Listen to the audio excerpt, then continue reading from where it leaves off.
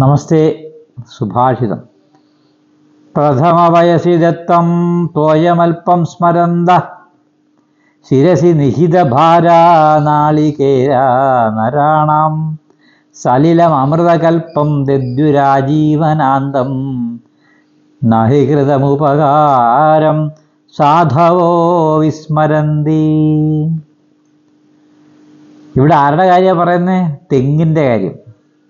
തെങ്ങ് നമ്മൾ ചെറുപ്പകാലത്തിൽ അതിനെ അങ്ങോട്ട് തേങ്ങയൊക്കെ മുളച്ച് വന്നിട്ട് തെങ്ങിൻ തൈ നടുമ്പോൾ ആ ചെറുപ്പകാലത്ത് നമ്മൾ നനച്ച വെള്ളത്തെ സ്മരിച്ചുകൊണ്ട് മനുഷ്യർക്ക് ഉപകാരിയായി നാളികേരം ചുമന്ന് നാശപര്യന്തം അമൃതതുല്യമായ ജലം നൽകുന്നത് പോലെ ആണ് സജ്ജനങ്ങൾക്ക് അല്പമായി ഉപകാരം ചെയ്താൽ അവർ ദുഃഖിച്ചും പരോപകാരം ചെയ്യുമെന്നറിയുക.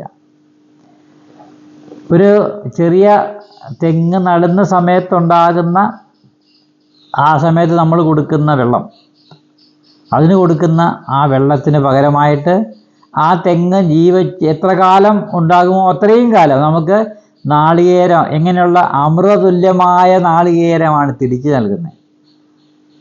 അപ്പോൾ എന്നതുപോലെയാണ് സജ്ജനങ്ങൾക്ക് നമ്മൾ ഉപകാരം ചെയ്താൽ അവർക്ക് എത്ര ദുഃഖമുണ്ടെങ്കിലും എത്ര പ്രയാസമുണ്ടെങ്കിലും നമുക്ക് തീർച്ചയായിട്ടും നമുക്കത് പ്രയോജനം തന്നെ ആയിരിക്കുമെന്നിവിടെ സൂചിപ്പിക്കുകയാണ്.